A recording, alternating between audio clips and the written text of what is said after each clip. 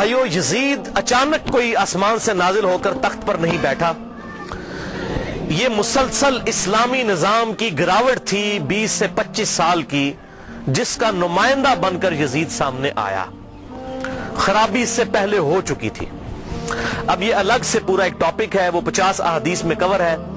اور ابھی ریسنٹلی میں نے 8 محرم الحرام کو ایک لیکچر ریکارڈ کروایا ہے، ایسر نمبر 101، صحیح مسئلہ خروج اور فکر حسین حق پرستی کی علامت ہے. اس میں میں نے یہ ساری باتیں کھول کر بیان کی ہیں الحمدللہ. جسے شوق ہو تو وہ لیکچر دیکھ سکتا ہے. بہرحال یزید ابن معاویہ کے جو برے کرتوت ہیں، اس پہ تو گھنٹوں گفتگو کی جا سکتی ہے. اس حوالے سے اس امت میں بہت بڑی خدمت کی ہے. اہل سنت کے بہت بڑے ایک امام گزرے ہیں آج سے 900 سال پہلے. امام عبد الرحمن بن علی بن محمد بن الجوزی، المتوفا 597 ہجری، 597 ہجری میں فوت ہوئے. آج 1436 ہجری ہے، 900 سال پہلے.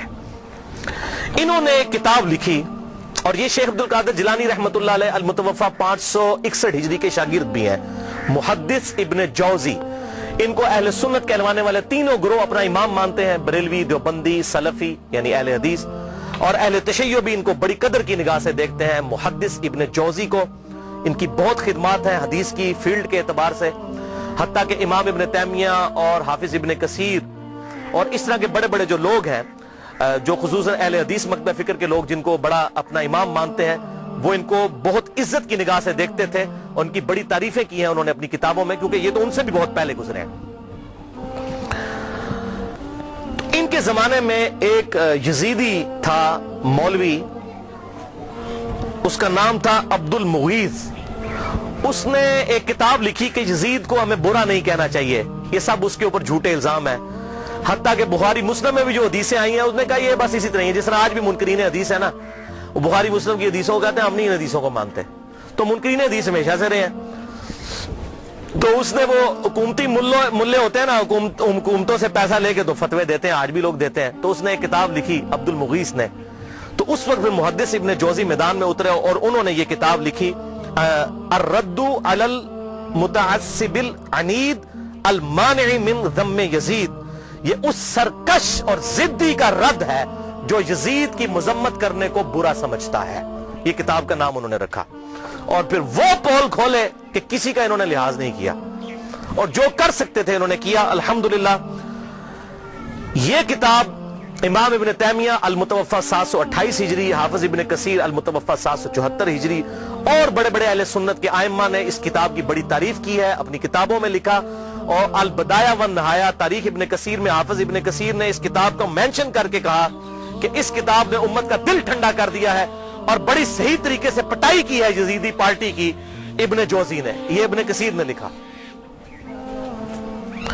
اور یہ کتاب الحمدللہ اردو ترجمے کے ساتھ شائع ہو چکی ہے. شاہ نفیس اکیڈمی لاہور والوں نے، جو دیوبند مکتبہ فکر کا ایک ادارہ ہے، انہوں نے اس کا ترجمہ شائع کر دیا ہے. ہماری ویب سائٹ ahlsunnatpak.com پہ اس کا PDF موجود ہے، ڈاؤن لوڈ بھی آپ کر سکتے ہیں. ٹوٹل یہ 80 صفحات پر مشتمل ہے کتاب. ٹوٹل 160 ہے اس کے صفحات. 80 صفحات اس مترجم نے اپنے کومنٹس کیے ہیں، اور 80 صفحات پہ اس کا کتاب کا ترجمہ ہے. ماشاءاللہ انہوں نے حق کھول کر بیان کیا ہے. ائمہ اہل سنت کی رائے کیا تھی یزید کے بارے میں. حیران کن بات ہے کہ دنیا کی کسی حدیث کی کتاب میں یزید سے ایک حدیث بھی روایت نہیں ہے. حضرت ابو بکر کے بیٹوں کی حدیثیں بخاری اور مسلم میں ہیں. حضرت عمر کے بیٹوں کی حدیثیں بخاری اور مسلم میں ہیں. حضرت علی کے بیٹوں کی حدیثیں بخاری اور مسلم میں ہیں. لیکن یزید کی کوئی روایت دنیا کی کسی کتاب میں موجود نہیں ہے. حالانکہ ان کے بھی والد حضرت امیر معاویہ رضی اللہ تعالیٰ عنہ 40 سال تک مسلمانوں کے حکمران رہے ہیں، 20 سال تک گورنر، اور پھر 20 سال بعد صلح حسن کے بعد حکومت سنبھالی. لیکن کسی نے ان کے بیٹے سے حدیث نہیں لی، کیونکہ مجروح راوی تھا. تو یہ سارے اقوال محدثین کے انہوں نے جمع کیے. اور محدث جو ہوتے ہیں نا، وہ بالکل نیوٹرل لوگ ہوتے ہیں. وہ حکومتی ملا نہیں ہوتے ہیں کہ پیسے لے کے فتوے دیں. محدث تو حق بات کرتا ہے. جو مجروح راوی ہے وہ مجروح ہے. حتیٰ کہ آپ بخاری اور مسلم میں یہاں تک حضرت علی کے بیٹوں کی، حضرت علی کے پوتوں کی، ان کے پڑپوتوں تک کی حدیثیں موجود ہیں بخاری اور مسلم کے اندر. امام باقر کی حدیثیں، امام جعفر کی حدیثیں، امام موسیٰ کاظم کی حدیثیں، امام علی رضا کی حدیثیں، امام زین العابدین کی حدیثیں، یہ اہل سنت کے ہاں آپ کو ملیں گی. لیکن یزید کی کوئی حدیث نہیں آپ کو اہل سنت کی کسی کتاب میں نہیں ملے گی. حالانکہ وہ اس کے باپ صحابی ہیں، 40 سال تک مسلمانوں کے حکمران رہے، ڈومیننٹ پرسنالٹی رہے. کوئی ایک روایتی محدث لے لیتا نا کہ 40 سال میں اپنے باپ سے کچھ سیکھا ہوگا انہوں نے، کوئی نہیں. کیونکہ وہ کہتے تھے یہ ظالم شخص ہے، یہ اس قابل ہی نہیں کہ اس سے حدیث لی جائے. وہ احمد بن حنبل کا قول میں انشاءاللہ بیان بھی کر دوں گا اس میں. تو بہرحال یہ کتاب پی ڈی ایف فارم میں اگر کسی کو چاہیے ہو تو مجھے ای میل کر سکتے ہیں mirza_95@yahoo.com پہ، میں آپ کو یہ بھجوا بھی سکتا ہوں. بھائیو، آپ صلی اللہ علیہ وسلم کی وفات کے 50 سال کے بعد 60 ہجری میں حضرت امیر معاویہ رضی اللہ تعالیٰ عنہ فوت ہوئے، اور جاتے جاتے انہوں نے اپنی زندگی میں ہی مرنے سے 4 سال پہلے ہی اپنے بیٹے یزید کے لیے بیعت لینا شروع کر دی. صحیح بخاری میں آتا ہے کہ صحابہ کرام سخت خلاف تھے کہ آپ یہ کیا کرنے جا رہے ہیں، امت کو کس ڈگر پہ چلا کر جا رہے ہیں، لیکن تلوار کے زور پر اپنے بیٹے کی بیعت لی. صحیح بخاری میں موجود ہے. یہ کہتے ہیں جی بیعت کر لی تھی، گن پوائنٹ پہ بیعت کی، تو بیعت تو دل ہی ماننے کا نام ہے. اور میں حضرت عمر کا فتویٰ بھی اینڈ پہ بتاؤں گا صحیح بخاری سے کہ جو تلوار کے زور پر بیعت ہو اس کو حضرت عمر کہتے ہیں یہ بیعت ہی نہیں ہے. تو صحابہ کرام نے مخالفت کی، لیکن وہ جو معاملہ ہونا تھا وہ ہوا. وہ میں نے مسئلہ نمبر 101 میں ڈیٹیل کے ساتھ بیان کیا. آج ٹاپک کو میں چھیڑوں گا نہیں کیونکہ آلریڈی میں اس کو ایڈریس کر چکا ہوں. بہرحال اس حوالے سے صحیح بخاری میں انٹرنیشنل نمبر کے مطابق 120 نمبر حدیث ہے. حضرت ابو ہریرہ کہتے ہیں میں نے حضور صلی اللہ علیہ وسلم سے 2 پیالے لیے، ایک میں نے تمہارے سامنے ظاہر کر دیا، یعنی یہ جو شریعت کا علم ہے، حدیثیں میں نے بیان کر دی، اور دوسرا پیالہ ایسا ہے اگر میں تمہیں بتاؤں تو تم میری شہرت کاٹ دو. ایسی باتیں مجھے حضور نے بتائی ہیں. وہ کیا باتیں تھی؟ وہ صحیح بخاری کے اندر ہی انٹرنیشنل نمبر کے مطابق 3605 نمبر حدیث ہے. حضرت ابو ہریرہ کہتے ہیں کہ مجھے حضور صلی اللہ علیہ وسلم نے بنو قریش، بنو امیہ کے لونڈوں کے ان لڑکوں کے نام بتائے ہیں، ان کے ماں باپ اور قبیلوں کے نام تک بتا دیے ہیں جن کے ہاتھوں اس امت کی تباہی ہونے والی ہے. اور میں چاہوں تو ان کے نام، ان کے ماں باپ کے نام بھی بتا سکتا ہوں. جیسے حضرت حذیفہ ابن یمان کو حضور صلی اللہ علیہ وسلم نے منافقین کے نام بتائے تھے، حضرت ابو ہریرہ کو ان لوگوں کے نام بتا دیے تھے جن کے ہاتھوں امت کی تباہی ہونے والی تھی، بنو امیہ کے وہ لڑکے. حتیٰ کہ اسی حدیث کے تحت فتح الباری میں امام ابن حجر اسقلانی رحمہ اللہ المتوفی 852 ہجری وہ لکھتے ہیں، اور بڑی انہوں نے اسناد مختلف کتابوں سے، المصنف ابن ابی شیبہ سے، باقی کتابوں سے جمع کی کہ حضرت ابو ہریرہ یہ دعا کیا کرتے تھے، اے اللہ مجھے 60 ہجری تک باقی نہ رکھنا اور لڑکوں کی حکومت سے پہلے موت دینا. 59 ہجری میں حضرت ابو ہریرہ فوت ہو گئے، اور 60 ہجری میں یزید ابن معاویہ تخت نشین ہوا. اور اس میں ایک مرفوع حدیث ہے انٹرنیشنل نمبر کے مطابق مسند امام احمد میں 8302 اور مشکات میں بھی 3716 کہ آپ صلی اللہ علیہ وسلم نے فرمایا 70 کی دہائی کے آغاز سے اللہ کی پناہ طلب کرو اور نوجوان لڑکوں کی حکومت سے اللہ کی پناہ طلب کرو. 70 کی دہائی کا آغاز یعنی 61 ہجری، اور واقعہ کربلا 61 ہجری میں ہوا ہے. تو آپ صلی اللہ علیہ وسلم نے اپنی امت کو اس حوالے سے خبریں دی تھیں کہ آپ صلی اللہ علیہ وسلم کی وفات کے بعد امت کے ساتھ کیا سلوک ہونے والا ہے.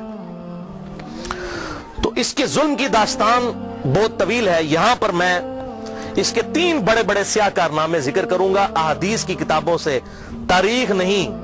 اگر تاریخ میں نے بتایا تاریخ میں اگر 10 باتیں یزید کے حق میں ہیں نا تو 1000 اس کے خلاف ہیں.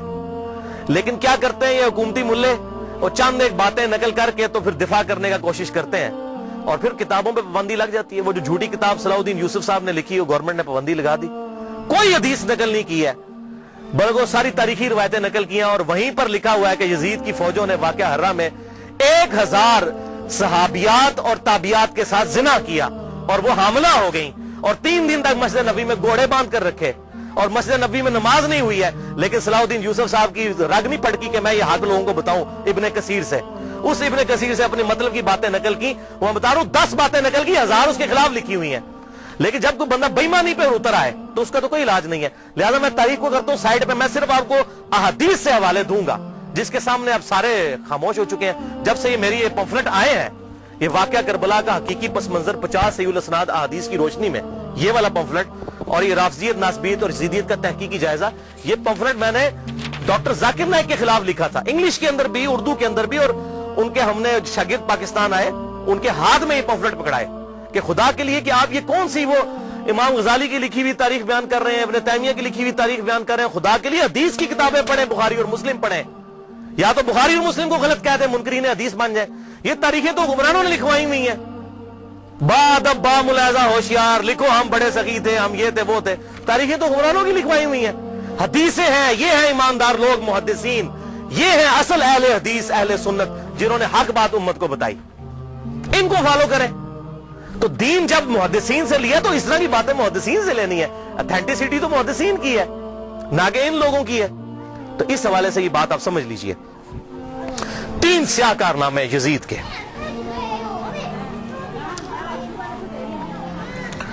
پہلا سیاہ کارنامہ 61 ہجری میں آپ صلی اللہ علیہ وسلم کی وفات کے بعد 50 سال کے بعد عبید اللہ ابن زیاد کو گورنر لگا کر اس کے ذریعے سیدنا حسین ابن علی رضی اللہ تعالی عنہ کو شہید کروایا.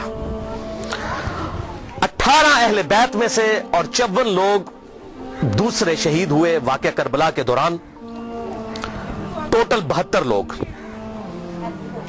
اور اس کا ذکر صحیح بخاری میں انٹرنیشنل نمبر کے مطابق 3748 نمبر حدیث میں موجود ہے, اور صحیح مسلم میں 6309 نمبر حدیث کے اندر بھی موجود ہے کہ جب حضرت حسین کے قتل کے بعد حضرت امام زین العابدین علی ابن حسین رحمہ اللہ تعالی جب مدینہ شریف آئے تو ان کے ہاتھ میں حضور کی تلوار تھی جو حضرت علی کے پاس تھی, اس کے بعد مولا حسین کے بعد تھی, مولا حسین کے بعد زین العابدین کے پاس آئی. صحیح مسلم 6309. تو مسور بن مخرمہ رضی اللہ تعالیٰ عنہ حاضر خدمت ہوئے اور انہوں نے کہا کہ اے نبی کے بیٹے, یہ تلوار آپ میرے حوالے کر دیں ورنہ یہ کہیں بنو امیہ کے ظالم لوگ آپ سے چھین نہ لیں, اور میں اپنی جان سے بڑھ کر اس کی حفاظت کروں گا. تو یہ صحیح مسلم میں موجود ہے. لوگ کہتے ہیں نہیں پتہ نہیں حسین قتل بھی ہوا تھا کہ نہیں. ٹھیک ہے, آپ لوگوں نے یہ باتیں کرنا شروع کر دی ہیں. تو بھئی جھوٹ کے تو کوئی پاؤں نہیں ہوتے ہیں. جب لوگوں نے یہ جرت کی جی وہ صحابہ وہ بغلوں میں بت رکھ کے آتے تھے اس لیے رفع یدین ہوتا تھا, حالانکہ اہل سنت اور اہل تشیع کا رفع الیدین پہ اجماع ہے. سوائے حنفیوں کے پوری امت متفق ہے کہ آپ صلی اللہ علیہ وسلم رکوع میں جاتے وقت رکوع سے اٹھتے وقت رفع الیدین کرتے تھے. لیکن جب کوئی بندہ بے ایمانی پر اترا ہے تو اس کا تو کوئی علاج ہی نہیں ہو گا جی بت رکھ کے آتے تھے. اے بھی وہی ہے بت رکھ کے آتے تھے. بھائی صحیح مسلم میں موجود ہے, صحیح بخاری میں واقعہ کربلا کا ذکر موجود ہے. دوسرا سیاہ کارنامہ, اور ادھر میں یہ بات کر دوں, بعض لوگ کہتے ہیں حضرت حسین جو ہے وہ یزید کی بیعت کے لیے جا رہے تھے اور انہوں نے کہا میری 3 شرائط ہیں, یا تو مجھے اجازت دو میں یزید کے ہاتھوں میں ہاتھ دے دوں, یا مجھے کسی مسلمان سرحد پر بھیج دو, یا مجھے واپس جانے دو. خدا کے لیے بھائی یہ بات ہوتی تو بنو امیہ نے لڑیاں ڈالنی تھی کہ حضرت امیر معاویہ رضی اللہ تعالیٰ عنہ پوری زندگی حضرت حسین سے وہ بیعت نہیں لے سکے اپنے بیٹے کے لیے جو انہوں نے اپنی وفات سے 4 سال پہلے لینا شروع کر دی تھی. اور یہ عبید اللہ ابن زیاد نے حضرت حسین کو اگر منوا لیا تھا تو اس کو تو سونے میں تولنا تھا یزید نے کہ بھی آپ نے بڑا کارنامہ کیا. کدھر یہ جھوٹ ہے. انصاب الاشراف کتاب سے یہ پیش کرتے ہیں, شیخ زبیر لیزئی صاحب نے پوری تحقیق لکھی ہے کہ یہ کتاب ہی ثابت نہیں صحیح سند کے ساتھ, اور اس کتاب میں تو ایسی ایسی حدیثیں ہیں کہ کئی صحابہ کا ایمان ہی ثابت نہیں ہوگا اگر اس کتاب کو انصاب الاشراف کو پیش کریں. اور یہ جو روایت ہے وہ روایت بھی منقطع ہے. حلال بن صاف یہ بیان کرتے ہیں ان کا واقعہ کربلا میں ہونا ثابت نہیں ہے, اور منقطع روایت کوئی حجت نہیں ہوتی ہے. تو یہ کتاب بھی ثابت نہیں, بالکل جھوٹ ہے. پوری امت بیعت کر لیتی, حضرت حسین بیعت نہ کرتے اس وقت تک ان کو سکون نہ آتا. کیوں؟ حسین کا بیعت کرنے کا مطلب تھا کہ آل محمد نے بنو امیہ کی بدماش حکومت کو اسلامی حکومت تسلیم کر لیا ہے. اس لیے آپ دیکھیں ایک حسین نے بیعت نہ کی تو یار کیا ہوا, کوئی فرق نہیں پڑتا, چھوڑ دو. حضرت سعد ابن عبادہ نے بخاری مسلم میں آتا ہے کہ حضرت ابوبکر و عمر کی بیعت نہیں کی تو کیا حضرت ابوبکر نے ان کو قتل کروا دیا تھا؟ نہیں. 6 مہینے تک حضرت علی نے بھی بیعت نہیں کی, بخاری اور مسلم میں آتا ہے, کیا قتل کروا دیا؟ تو یہ بات کرنا بڑا آسان ہوتا ہے, ایسے معاملات ہوتے نہیں ہیں. حق بات وہی ہے جو کتابوں کے اندر لکھی ہے, باقی لوگ جتنی باتیں کرتے رہے وہ سب جھوٹی کہانیاں ہوتی ہیں. تو یہ دوسرا سیاہ کارنامہ یہ تھا کہ جب حضرت حسین کو شہید کیا گیا تو ظاہر ہے امت میں کوہرام مچ گیا. تو جن لوگوں نے تلوار کے زور پر بیعت کی ہوئی تھی, دبے ہوئے تھے, وہ بھی میدان میں اترے. انہوں نے کہا کہ ہم یزید ابن معاویہ کی بیعت توڑ کے اس کو پھینک دیتے ہیں. سب سے پہلے اہل مدینہ نے بغاوت کی, اور صحیح مسلم میں کتاب الامارہ چیپٹر میں موجود ہے یہ چیز, امارت کے بیان والے چیپٹر میں صحیح مسلم کے اندر. اور جب بیعت توڑی تو ظاہر ہے کہ پھر یزید کو غصہ آیا, اس نے پھر فوج اپنی بھجوائی اور اس نے اہل مدینہ کے اوپر جو ہے وہ چڑھائی کر دی. 3 دن تک مدینہ تو رسول کو حلال ٹھہرا لیا کہ وہ حضرت عثمان غنی رضی اللہ تعالیٰ عنہ جنہوں نے شہادت گوارا کر لی, لیکن مدینے میں اپنے دفاع میں تلوار نہیں اٹھنے دی کہ مدینہ تو رسول میں میری وجہ سے خون نہ گرے. اس یزید ظالم شخص نے مدینے پر حملہ کروایا اور قتل عام مسلمانوں کا کروایا. صحیح بخاری میں کتنی حدیثیں میں ان کے حوالے دے دیتا ہوں. صحیح بخاری میں 2604, 2959, 4024, 4906 یہ صحیح بخاری میں ہے. صحابہ کا قتل عام کروایا. یہ کہتے ہیں صحابہ کے گستاخ, اور جنہاں دے چمچے ہونا سب تو بڑے گستاخ او جے صحابہ دے جنہاں نے صحابہ نو قتل کیتا جے. گالی دینا تے چھوٹا جرم ہے, قتل کروانا بڑا جرم ہے. اور گالی بھی میں نے بتا دیا انہوں نے شروع کروائی ہوئی ہے. یہ ساری بدعتیں بنو امیہ کی شروع کی ہوئی ہیں, ممبروں پر حضرت علی پر لعنت کرنا اور صحابہ کو قتل کرنا. اور صحیح مسلم میں 3339, 3319, 3323 سے لے کر 3333 تک یہ 15-20 احادیث ہیں جن کا لب لباب یہ ہے کہ آپ صلی اللہ علیہ وسلم نے ارشاد فرمایا, جس نے اہل مدینہ کو ڈرایا, اہل مدینہ کو دھمکایا یا مدینہ میں بدعت کو جاری کیا, مدینے والوں پر ظلم کیا, اس پر اللہ کی لعنت, اللہ کے فرشتوں کی لعنت اور تمام لعنت کرنے والوں کی لعنت. کہتے ہیں یزید پر لعنت نہ کریں. ہم کسی کلمہ گو اہل قبلہ کے اوپر لعنت کے قائل نہیں ہیں. آپ صلی اللہ علیہ وسلم نے ہمیں منع کیا ہے, لیکن اس کا یہ مطلب نہیں کہ وہ لعنت کا اہل نہیں ہے. لعنت خود بخود ہو جائے گی. قرآن میں آیا لعنت اللہ علی الکاذبین, جھوٹوں پر اللہ کی لعنت. آپ میرے سامنے واضح جھوٹ بولیں, میں آپ کو لعنتی پھر بھی نہیں کہہ سکتا, حالانکہ آپ لعنت کے مستحق ہو رہے ہوں گے. جھوٹ بول کے خود بخود مستحق ہوں گے لعنت کے. اسی طریقے سے سورہ محمد کی آیت نمبر 22 اور 23 میں آتا ہے, جو لوگ فساد فی الارض کرتے ہیں, زمین میں قتل نہ حق کرتے ہیں, ان پر اللہ تعالیٰ کی لعنت ہوتی ہے. تو قرآن میں لعنت آئی ہے ظالموں کے اوپر, تو ہمیں تو بھیجنے کی ضرورت ہی نہیں. خود بخود جسے فٹ اسے گفٹ, جو ایسا کام کرے گا وہ خود لعنت کا مستحق ہو جائے گا. ہم کیوں لعنت بھیجیں, وہ خود بخود لعنت کے مستحق ہو گیا. وَلِعَاذُ بِاللَّهِ تعالی. اور اسی واقعہ, اس کو واقعہ حرہ کہتے ہیں, جس میں اہل مدینہ کو لوٹا گیا. اور یہاں تک کہ حافظ ابن کثیر جو آخری درجے تک اہل شام کا دفاع کرتے ہیں, لیکن یہاں پر وہ بھی تڑپ اٹھے اور انہوں نے کہا کہ یہ یزید نے جو ظلم ڈھایا, 1000 صحابیات اور تابعیات بغیر شادی کے حاملہ ٹھہری, زنا کیا یزید کی فوجوں نے. 3 دن تک مسجد نبوی میں گھوڑے باندھے وہاں پر پیشاب کرتے رہے اور مسجد نبوی میں نماز نہیں ہوئی. اور حتیٰ کہ پھر حافظ ابن کثیر تڑپ اٹھے جب مختار سقفی نے 22,000 قاتلین حسین کو ایک ایک لسٹ بنا کر قتل کیا, تو ابن کثیر کہتے ہیں کہ اس نے مسلمانوں کے دل ٹھنڈے کر دیے. ایک تو توابون کھڑے ہوئے 4000 کے قریب, لیکن وہ عبید اللہ ابن زیاد کا مقابلہ نہیں کر سکے. بعد میں مختار سقفی نے جس طریقے سے ان کو قتل کیا جو حضرت حسین کے خلاف کھڑے ہوئے تھے, اور آپ دیکھیں اس کا سرغنہ کون تھا, عمر ابن سعد ابن ابی وقاص, جنتی صحابی کا بیٹا. حضرت نوح علیہ السلام پیغمبر سے بیٹا کیا نکلا, کافر. کہتے نہیں صحابہ کی اولاد, او بھئی نبی کی اولاد سے بڑھ کر کون ہو سکتا ہے, حضرت نوح کا بیٹا کافر. تو اس کی وجہ سے حضرت نوح کو تو کوئی لعن طعن نہیں کر سکتا. اسی طریقے سے عمر ابن سعد ابن ابی وقاص جنتی صحابی ہیں. ایک مجلس میں جن 10 صحابہ کو بشارت ملی ان میں یہ بھی شامل ہے, اور آخری وقت تک یہ حق کی آواز بلند کرتے رہے الحمدللہ.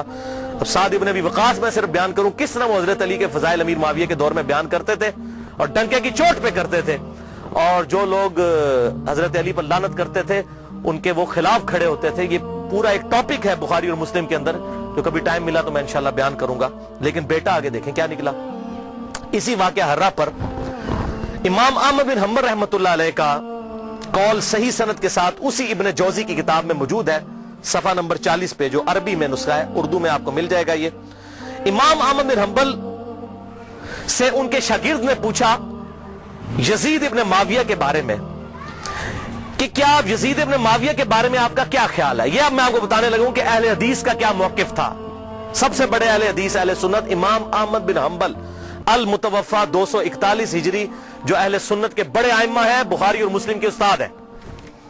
اور وہ کیا کہہ رہے ہیں, آپ حدیث میں کس کو لیتے ہیں کہ جی کس راوی پر بحث کرنی ہے, آپ کہتے ہیں یہ فلاں محدث اس کو ضعیف کہتا ہے. اب یہ سب سے بڑا امام اہل سنت کا کیا کہہ رہا ہے, وہ کہتے ہیں کہ یزید وہی ہے جس نے مدینے والوں کے ساتھ وہ کرتوت کیے جو اس نے کیے. شاگرد نے پوچھا یزید نے کیا کیا تھا. احمد بن حنبل نے فرمایا اس نے مدینے والوں کو لوٹا تھا. شاگرد نے پوچھا کیا ہم یزید سے حدیث بیان کر سکتے ہیں. احمد بن حنبل نے فرمایا یزید سے حدیث مت بیان کرو, اور کسی کے لیے یہ حلال ہی نہیں ہے کہ وہ یزید سے ایک حدیث بھی بیان کرے. پھر شاگرد نے پوچھا کہ جب یزید نے یہ حرکتیں کی تھیں تو کن لوگوں نے یزید کا ساتھ دیا تھا. تو احمد بن حنبل نے فرمایا اہل شام نے, یہ شامیوں نے یہ غلط کام کیا تھا جو یزید کے ساتھ مل کر اہل بیت کے ساتھ اور اہل مدینہ کے ساتھ ظلم ان پر ڈھایا تھا. یہ دوسرا کارنامہ. اور تیسرا سیاہ کارنامہ 64 ہجری میں اسی دوران حضرت عبداللہ ابن زبیر رضی اللہ تعالیٰ عنہ، یہ وہ صحابی ہیں جن کے بارے میں صحیح بخاری میں آتا ہے جب مسلمان ہجرت کر کے مدینہ شریف آئے تو یہودیوں نے کہا ہم نے مسلمانوں پر بندش کر دی ہے، ان کے گھر اب اولاد نہیں ہوگی. تو سب سے پہلے بیٹا پیدا ہوا حضرت ابو بکر کا نواسا عبداللہ ابن زبیر. حضرت عائشہ کی جو بہن تھی اسما بنت ابی بکر، ان کا بیٹا عبداللہ ابن زبیر. اور حضور نے اپنے مبارک ہاتھوں سے ان کو گٹی دی تھی کھجور چبا کر، صحیح بخاری میں آتا ہے. یہ وہ ہیں عبداللہ ابن زبیر صحابی. یہ بھی حضرت حسین کی طرح جن چند بڑے لوگوں نے بیعت نہیں کی. کون کون تھے ان میں؟ حضرت حسین ابن علی، علی کا بیٹا، حضرت عباس کا بیٹا عبداللہ ابن عباس، ابو بکر کا بیٹا عبد الرحمن بن ابی بکر، اور زبیر کا بیٹا ابن زبیر، عبداللہ ابن زبیر. تو یہ نمائندہ شخصیات ہی سامنے آتی ہیں نا. مجھے بتائیں آج اگر زرداری اور نواز شریف مل کے عمران خان کی بیعت کر لیں تو کیا یہ دو بندوں کی بیعت ہوگی؟ پوری پارٹی کی. یا عمران خان اور زرداری مل کے نواز شریف کی کر لیں، یا عمران خان اور نواز شریف مل کے زرداری کی بیعت کر لیں تو کیا یہ دو بندوں کی بیعت ہوگی؟ پوری پارٹی کی. وہ کہتے نہیں سب نے بیعت کر لی تھی. اور بھائی نمائندہ شخصیات تو امت کی یہی تھی نا، باقی تو سارے بیچارے اسی طرح ہوتے ہیں. حسین تے نہیں روزانہ ماما جمنیاں. حسین بننا سوکھ ہے. آپ نے بخاری میں حضرت ابو ہریرہ کا قول سن لیا کہ وہ کہتے ہیں مجھے ڈر ہے میں ان لوگوں کے نام بتاؤں تو مجھے قتل کر دو. تو انہوں نے اپنی جان بچائی. جان بچانا بھی فرض ہے، لیکن اعلیٰ ترین درجہ یہ ہے جو صحیح مسلم میں حدیث ہے، انٹرنیشنل نمبر کے مطابق 177 نمبر حدیث صحیح مسلم کتاب الایمان میں، کہ برائی جب دیکھو تو ہاتھ سے روکو. ہاتھ سے نہیں روک سکتے، زبان سے، نہیں تو کم از کم دل میں برا جانو. لیکن ذالک اضعف الایمان، یہ ایمان کا سب سے لوئسٹ درجہ ہے. تو حضرت حسین لوئسٹ درجے پر تو نہیں تھے بھائی. جس کے جینز پروفٹ کے جینز ہوں، جس کا بلڈ اور خون نبی کا خون ہو، وہ لوئسٹ درجے پر ایمان رکھے گا؟ وہ تو آگے بڑھ کر باطل کا مقابلہ کرے گا. یہی وجہ ہے کہ حضرت حسین جو ہیں انہوں کو یہ ٹائٹل ملنا تھا. اور یہ بھی آپ بات یاد رکھیں، حضرت حسین نے حضور کی زندگی میں کیا کارنامہ کیا ہے؟ 6.5 سال عمر تھی، حضور صلی اللہ علیہ وسلم کی وفات ہو گئی. کارنامہ کرنا تھا. اسلام تقوی کی بنیاد پہ کسی کو ٹائٹل دیتا ہے، ان اکرمکم عند اللہ اتقاکم. حضرت حسین نے کون سا کارنامہ کیا تھا؟ کارنامہ بھائی کرنا تھا. جنتی نوجوانوں کا ٹائٹل اس لیے ملا کہ انہوں نے وہ کام کرنا تھا کہ جب امت سو چکی ہوئی تھی انہوں نے امت کو جگایا. اور ایسی بھی امت جاگی کہ آج تک جب بھی کہیں پر ظلم ہوتا ہے حسین کی مثال پیش کی جاتی ہے. لوگ کہتے ہیں کیا ہوا جی، حسین کے ساتھ بھی تو 72 لوگ تھے نا. اگر ہم تھوڑے ہیں، سورہ نحل میں آیا کہ ابراہیم علیہ السلام اکیلے ہی پوری امت تھے. حق تھوڑا ہو، حق حق ہے، باطل باطل ہے، چاہے وہ کثرت میں کتنا ہی زیادہ ہو. ٹھیک ہے، تو یہ بات آپ سمجھیے اس حوالے سے. تو عبداللہ ابن زبیر نے بھی بغاوت کی. انہوں نے حجاز، مکہ، مدینہ اور پورے ایریے پر انہوں نے اپنی خلافت قائم کر لی اور یزید صرف شام تک رہ گیا. تو پھر یزید نے عبداللہ ابن زبیر رضی اللہ تعالیٰ عنہ کو قتل کرنے کے لیے اور ان کی حکومت کو ختم کرنے کے لیے جو خلافت تھی، اپنے گورنروں کو بھیجا، سپہ سالاروں کو بھیجا. 64 ہجری کا یہ واقعہ ہے. اور یہ صحیح مسلم میں انٹرنیشنل نمبر کے مطابق 3245 صحیح مسلم 3245 نمبر حدیث ہے کہ ابن زبیر پر جب حملہ کیا اس دوران خانہ کعبہ کو منجنیق سے پتھراؤ کیا گیا، غلاف کعبہ بھی جل گیا. 3245 صحیح مسلم. یہ کرتوت ہے. کہتے ہیں جی وہ تو یہ تھے جنتی تھے. وہ بھی میں پول کھولنا کہڑے پاس جنتی سی ہو. صحیح مسلم 3245 خانہ کعبہ کو جلا دیا. لیکن پھر اس دوران پہلے واقعہ کربلا، اس کے بعد واقعہ حرہ ہوا، اور پھر ابن زبیر پہ جب حملہ کیا اسی دوران یزید مر گیا 64 ہجری کے اندر. جب مرا تو پھر ابن زبیر نے اسی جنگ کے دوران وہ مر گیا. ابن زبیر نے کہا کہ جاؤ اپنے شیطان کی خبر لو، وہ مر گیا. تو پھر اس کی فوج تتر بتر ہو گئی. پھر 9 سال تک خلیفہ رہے اس پورے ایریے کے اوپر عبداللہ ابن زبیر. پھر جب عبد الملک بن مروان کے مرنے کے بعد بنا، اس نے پھر حجاج ابن یوسف کو بھیجا. پھر دوبارہ خانہ کعبہ پر حملہ ہوا، اور وہ بھی صحیح مسلم 6496 نمبر حدیث میں موجود ہے. پھر ابن زبیر کو حجاج ابن یوسف نے، جو اسی بنو امیہ کی باقیات تھی، اس نے قتل کر کے خانہ کعبے کے دروازے پہ ان کی لاش، صحابی رسول کی لاش لٹکائی 1 ہفتے تک کے لیے. صحیح مسلم 6496. ابن زبیر کو 74 ہجری کے اندر شہید کر دیا گیا. یہ بھی انہی کا کارنامہ تھا. اب یہاں پر میں کسی محدث کا فتویٰ کسی محقق کا فتویٰ، کسی حکومتی ملے کا فتویٰ، کسی روزی روٹی چلانے والا دین سے اس کا فتویٰ نہیں، امیر المؤمنین سیدنا عمر ابن خطاب رضی اللہ تعالیٰ عنہ کا فتویٰ صحیح بخاری سے پیش کرنے لگا ہوں۔ انٹرنیشنل نمبر کے مطابق صحیح بخاری میں 6830، سیدنا عمر کا جب آخری حج تھا تو آپ کو کسی نے آ کر خبر دی، اس کے بعد آپ شہید ہو گئے، کہ لوگوں میں یہ چیما گوئیاں ہیں کہ جب عمر مر جائے گا تو ہم فلاں شخص کو اپنا خلیفہ بنا لیں گے، خود ہی چن لیں گے۔ اب یہ فلاں کون ہے، اس کو تلاش کرنا ہے، یہ فلاں کون تھا خلافت کا لالچی۔ یہ آپ کے لیے اسائنمنٹ ہے،